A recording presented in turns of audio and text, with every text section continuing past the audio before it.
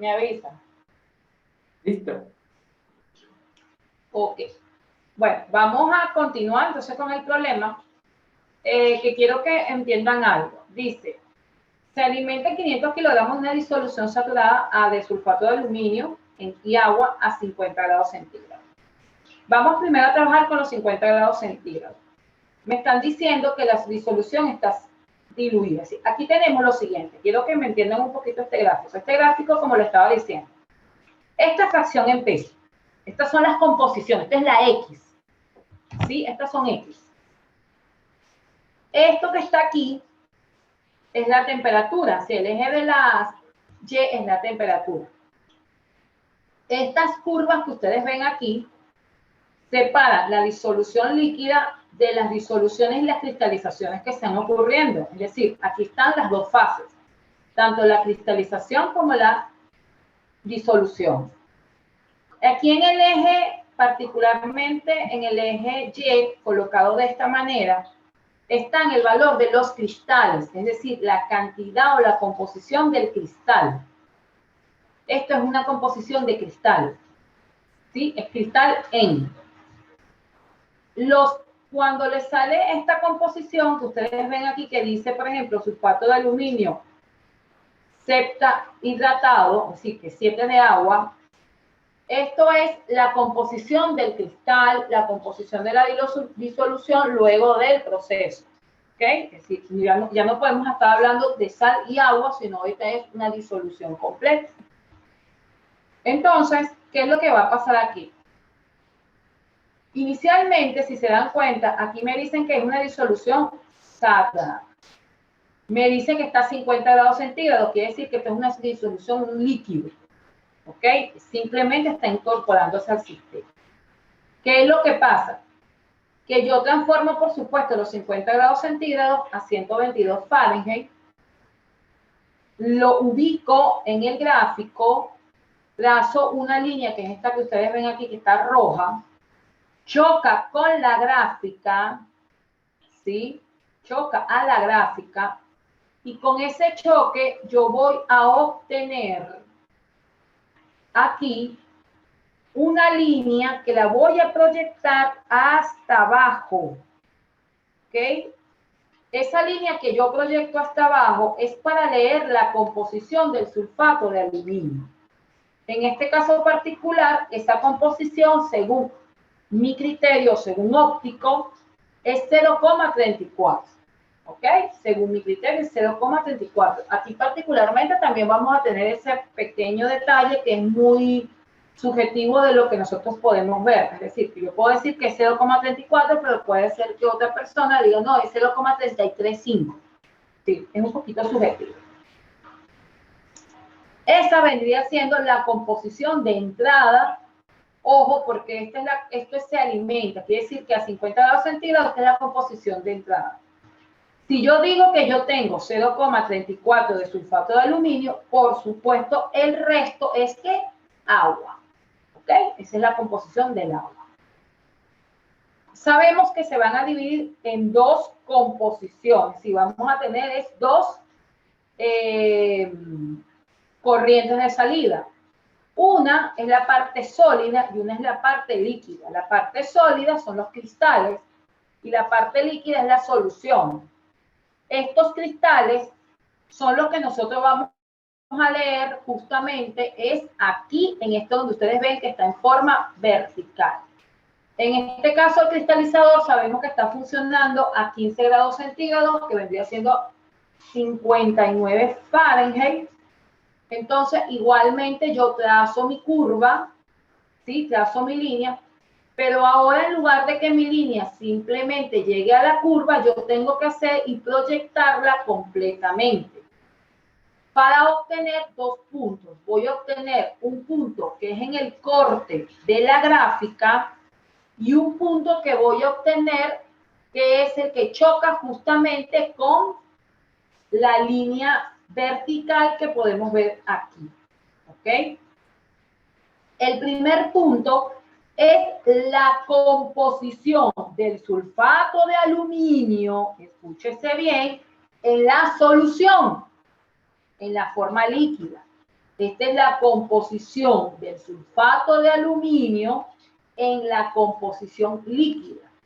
Esto quiere decir que al chocar e irme hacia abajo, ¿sí? Al chocar e irme hacia abajo, voy a obtener la composición del sulfato de aluminio en corriente líquida, cuando sale, cuando ya se cristalizó. En este caso particular, aproximadamente 0,245, 0,24 aproximadamente. Y tenemos la composición del cristal, que es esta composición que nosotros estamos viendo aquí marcada. Él directamente nos da la composición, en este caso es 0,88 que tenemos. ¿Okay? ¿Se entiende cómo se trabaja este gráfico? La primero nos corta es la fase líquida, la fase solución, la fase líquida, y cuando cortamos a las curvas, es decir, a los verticales que vemos aquí, estas son las composiciones de los cristales. Por ejemplo, la composición del cristal de sulfato de aluminio monohidratado es de 0,87 para la parte de este lado, por ejemplo. Sí, esta es la composición. Y así podemos evidenciar que tenemos diferentes composiciones y ya están marcadas. Pero si queremos la de la solución, la de la solución cuando ya se separa, o si no nos las dan y nos dicen que al inicio está no nos dan composición, entonces tenemos que chocar a la curva y obtenemos la composición por proyección. Es decir, proyectamos a la fracción del sulfato de aluminio. Ahora bien, viendo esto, Joan, yo voy a dejar de compartir para que por favor pongas el problema tú.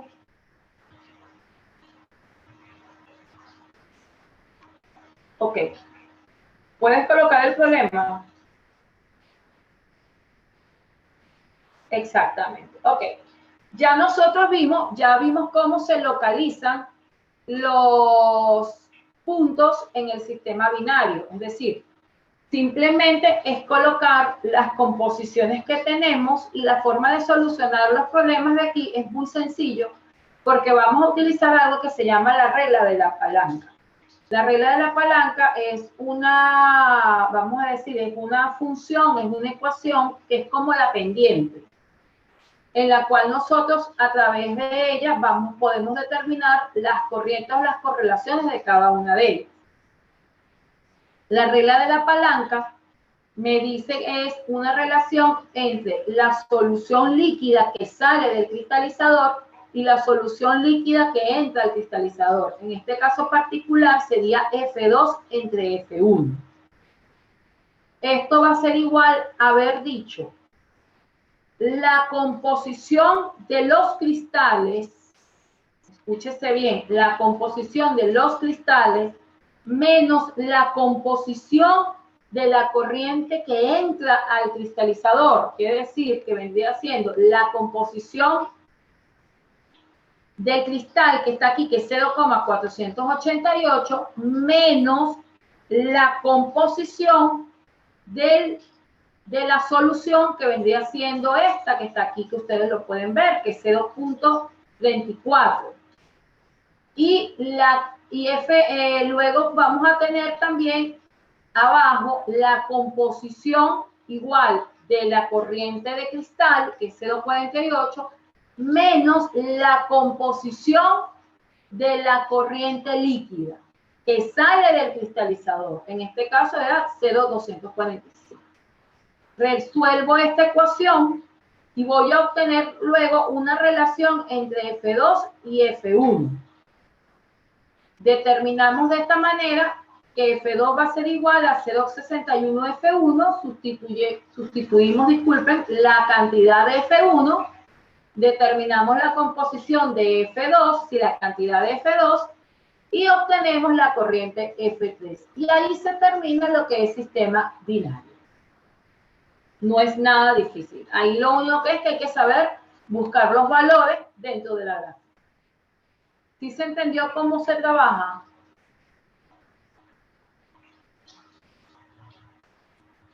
Sí, sí. Siempre es muy fácil de trabajarla. De verdad, no es difícil. Porque lo que tienes es que saber utilizar es el gráfico. Si te diste cuenta, el gráfico hace todo. Es como en el sistema binario. El sistema binario, el gráfico hace todo. Si en el ternario y el binario, el gráfico es vamos a decir, la base del problema. Ok. Aquí vamos a hacer el ejercicio 2 también, ¿no? Igual que en el pasado. Igual, sí. En el Pasa que en terciario. este caso, el 2 está dividido en 3. El 2 está dividido en 3. El 2 tiene 3 subejercicios que te dicen con diferentes temperaturas. Ok. Igual, pero la diferencia es que te dicen con diferentes. Sí, entra con la misma temperatura, pero se enfrían 3 veces diferente. Ok, todos los demás datos quedan iguales, cambiaría la temperatura como tal. Bueno, no, todo cambiaría. Exactamente. Eso es lo que está cambiando, la temperatura. Okay. Queda todo igual, menos la temperatura que va cambiando. Lo que pasa es que al cambiar la temperatura, por supuesto, cambian los datos y cambian los resultados de la regla de la palanca. Sí, cambian Claro, los datos. cambia todo. Claro, sea automático. Okay. Y vamos a ver el método de Kite. Para el método de Kite ya ustedes anteriormente lo han realizado, aunque ustedes no lo crean, porque ustedes vieron química industrial y al ver química industrial ustedes vieron la búsqueda de los factores de compresibilidad, que es el valor de Z. ¿Ok? Para empezar primero voy a recordarles cómo leer la gráfica de Z para buscar Z, para recordarles cómo buscar Z, porque eso simplemente es recordarles. Y el método de Kite, la única diferencia es que no sé si ustedes se acuerdan cuando ustedes realizaban en química industrial, ustedes colocaban los gases reales, calculaban la presión reducida y la temperatura reducida, donde ustedes colocaban que la temperatura reducida era igual a la temperatura del sistema entre la temperatura crítica. Y la presión era la presión dada entre la presión crítica. Pero ustedes simplemente lo realizaban, por ejemplo, para el nitrógeno, para el oxígeno, etcétera, para un solo compuesto. El método de Kite es que no es un solo compuesto, sino es la mezcla de varios gases. Es la única diferencia que hay. Antes de hacerlo, siempre se hace un solo previo antes, es decir, siempre un párrafo, un previo, y luego que se hace ese tipo de previo, ya se ejecuta tal cual como se realizaba en química industrial, es el mismo procedimiento. Sin embargo, voy a recordarles un poquito cómo buscar en las gráficas de compresibilidad, que ustedes tienen que haberla ya manejado anteriormente. No son nada difíciles, son sencillas. Lo que pasa es que aquí particularmente, vamos a decirlo de esta manera, se multiplicaron un poco, pues es decir, vamos a tener otra. En este caso tenemos esta gráfica y en el problema les coloqué 2 gráficas más que son del mismo estilo. La diferencia es la forma de curva, pero en sí ellas todas funcionan igual. Explicarles una es como explicarles todas. La decisión de cómo o cuál voy a utilizar va a depender de los datos del problema, de los valores que ustedes les den. Ok, primero en principal, la presión reducida está en el eje X. ¿Ok? Si la pueden ver aquí. En este caso, en esta gráfica oscila de 0 a 10. Aquí arriba también tienen, es de 0 a 10, es la misma, esta es la misma proyección de la misma gráfica. Lo que pasa es que en este caso a veces cambian las temperaturas reducidas, cambian, entonces hay que tomarlas en cuenta también y está aquí el pedacito de proyección. Si se han dado cuenta, este de 0 a 10 para presiones reducidas, pero por ejemplo en este caso la presión reducida cambia de 0 a 1 y en los otros gráficos que tienen en el problema también tienen el mismo parecido, es decir, que en función de la presión reducida vamos a obtener o vamos a tener que seleccionar qué gráfico vamos a utilizar. Igual con la temperatura reducida. Las temperaturas reducidas son los valores que nosotros estamos viendo aquí, que no son los que están así segmentados, sino los que son continuos. Estas son las presiones reducidas, ¿ok? Del sistema que ustedes pueden ver aquí. Aquí podemos ver las los valores de la temperatura reducida del sistema. En particular, cuando uno va a buscar un valor de la presión o la temperatura reducida, yo voy a ejecutarla con el valor, un valor hipotético, ¿sí? Vamos a suponer que la presión reducida me dio un valor de 3.8, entonces yo sitúo primero, ya yo sé que todo esto equivaldría a lo que vendría siendo presión reducida, me tengo que recordar de ello, ¿no? Todo esto vendría siendo presión reducida, la estoy poniendo así para que se pueda ver que esta vendría siendo su columna, y vamos a suponer que la temperatura reducida es de 1.20. Entonces esto quiere decir que esta curva es donde yo tengo que buscar que la presión reducida sea 1.20, en este caso sería esta que está aquí, esta que yo estoy viendo acá. Eso significa que el punto que me está dando o el sistema que me está dando es el punto que yo estoy viendo acá. ¿Ok? Con este punto que ya yo determino, simplemente me voy hacia el eje Y. ¿Ok? Voy hacia el eje Y, en este caso sería aquí, y voy a leer el valor o el factor de compresibilidad, que es el valor de Z. No sé si ustedes se recuerdan que ustedes estudiaron Z, que es el valor de compresibilidad. En el caso de los gases ideales, Z vale 1. En los gases reales tiene otro valor. En este caso particular es como aproximadamente 0,61. El valor de Z, el valor de esta ecuación. ¿Qué diferencia hay con el método de Kay? Es decir, esto es el procedimiento de cómo hacerlo, cómo buscar el valor de Z. El método de Kay, ¿en qué cambia? El método de Kay es el que el procedimiento es tal cual igual, pero es como son una mezcla de gases, tengo que tomar en cuenta la mezcla de gases, así que tengo que tomar en cuenta los gases que están presentes dentro del sistema. Entonces, para ello, voy a leerles el problema y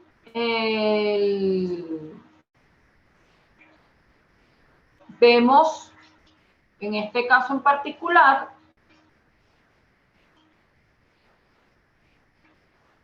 vamos a leer el problema y quiero para que entiendan lo que yo quiero decirles cuando es el método de Kay. Es algo muy fácil, es muy sencillo. Dice, una mezcla de hidrocarburos gaseosos. Dense en cuenta que aquí estas son mezclas de hidrocarburos, que es lo que yo les estaba diciendo. Se encuentran a 100 grados centígrados y a 40 atmósferas. Estas son la temperatura y la presión dadas. Tiene una composición en cuánto por ciento de moles.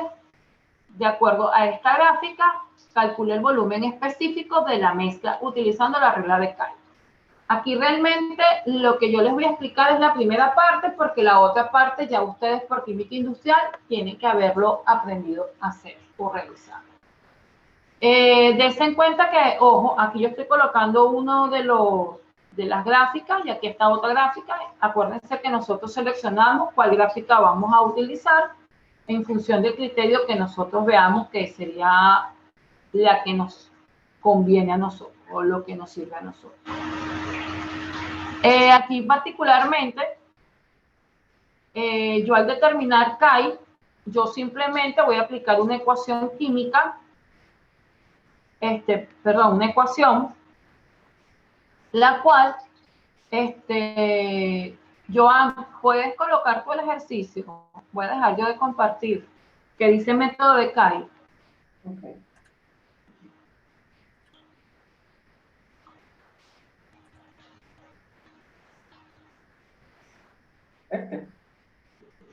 No, el ejercicio resuelto, el que yo escribí. Ah, ok, bueno.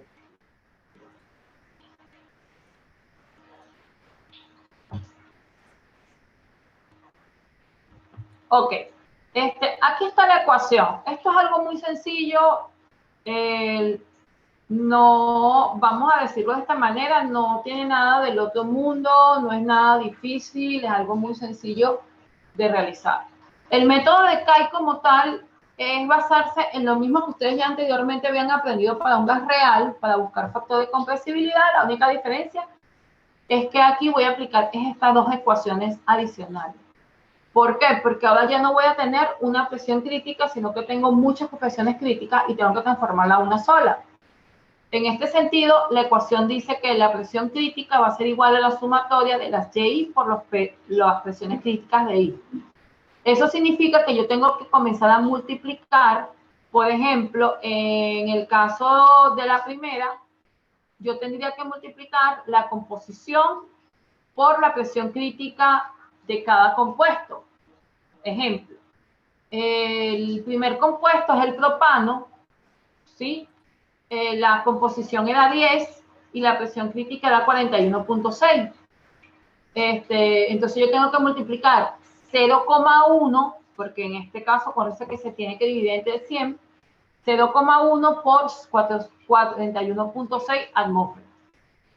Más, sumo, porque es la suma, 0,45 por 37.46 atmósferas, más 0,45 por 33,6 atmósferas.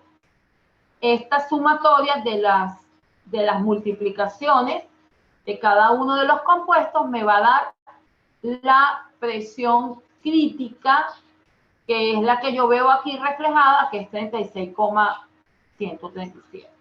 De igual manera se realiza con la temperatura crítica, si la temperatura crítica de mezcla, y ya al obtener estas dos temperaturas, la presión y la temperatura, simplemente divido por presión reducida, lo que ya anteriormente lo habíamos aprendido a hacer, que la presión dada entre la presión crítica de la mezcla y la temperatura entre la presión crítica. Obtengo la presión reducida y la temperatura reducida. Al obtener estos dos valores, obtengo el valor de Z, que era el valor que yo les dije cómo leerlo, y simplemente el volumen específico, que es lo que generalmente nosotros mandamos a buscar para compararlo, es B entre N. Aquí está separada la ecuación. Sustituyo simplemente el valor de R, la temperatura del sistema, que acuérdense que es la temperatura dada, no la crítica ni la reducida, y la presión del sistema. Y calculo el volumen a obtener. Es decir, que aquí simplemente el método de CAI es este pedacito que ustedes ven que dice que la presión crítica de la mezcla y la temperatura crítica de la mezcla. Eso es lo único que es método de CAI. Todo lo demás ya ustedes anteriormente lo han visto en otra oportunidad, en química industrial. Simplemente ahí es sustituir valores. Obtener el valor de Z, leerlo, sustituirlo y ya. Se terminó CAI. CAI como tal es la primera parte. Lo otro ya ustedes lo habían hecho anteriormente. ¿Sí se entiende cómo se lee CAI? Es decir, el CAI como tal no es difícil, porque ya compresibilidad ustedes lo habían leído anteriormente. Ustedes han utilizado las gráficas de compresibilidad en química industrial, las utilizaron. Sí se recuerdan de ellas, ¿verdad? Bueno, me recuerdo ahorita cuando explicó. Pero es que el detalle es que CAI no es difícil. Lo que pasa es que ustedes usaron una sola tipo de gráfica. En el caso de CAI, tú usas muchas gráficas porque no sabes exactamente qué valores te va a dar. Entonces tú usas como que la gama, pues, de todas las gráficas que pueden haber. Esa es la única diferencia. Pero no recuerdo cuánto vale, es una constante, ¿no? Esa es la constante de los gases, en la que han trabajado en el otro problema. 0, la misma. 0,21, ajá. Okay. 0,0821, es el mismo valor. Okay. Sí. Aquí lo único diferente de CAI es porque tienes que primero, antes de colocar que la presión reducida es igual a la presión entre la presión de crítica, tienes que primero calcular la presión crítica de la mezcla y la temperatura crítica de la mezcla. Es lo único diferente y se hace todo y después todo lo demás igual. Aquí al final de la fórmula SP y T, como te dijo, es el que está aquí arribita, ¿no? Imagínate el mismo 40 y T 373, ¿no? El que va aquí abajo. Ajá. No los otros. Exactamente. Okay. Sí.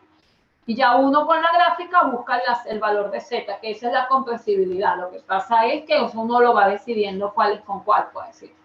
Ya tú decides y buscas con el valor de Z. O sea, esto es simplemente... Lo que pasa es que la gráfica se ve como muy diferente, pero no, ya ustedes la habían utilizado anteriormente. Sí, eso es lo bueno, que ya ustedes anteriormente la habían utilizado y empleado.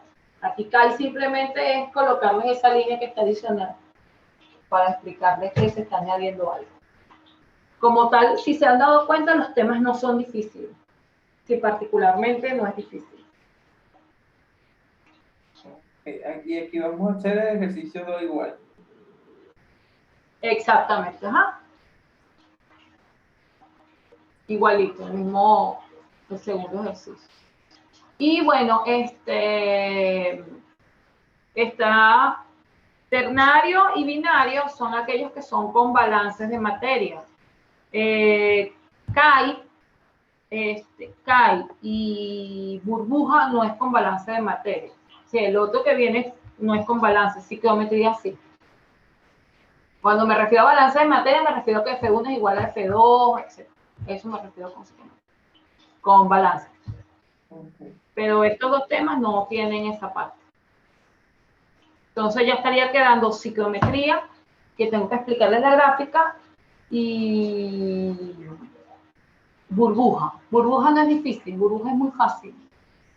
De hecho, he pensado ver si les mando un ejercicio resuelto de burbujas para que ustedes lo puedan analizar y si no se los explico. Pero es muy fácil, burbuja es muy fácil. Burbuja como tal no es difícil. Okay. Y profe, ¿y estos 3 ejercicios para cuándo sería la entrega? Hoy estamos lunes, yo creo que como son 3 ejercicios igualitos se puede dejar para el domingo contando los días. Los 3.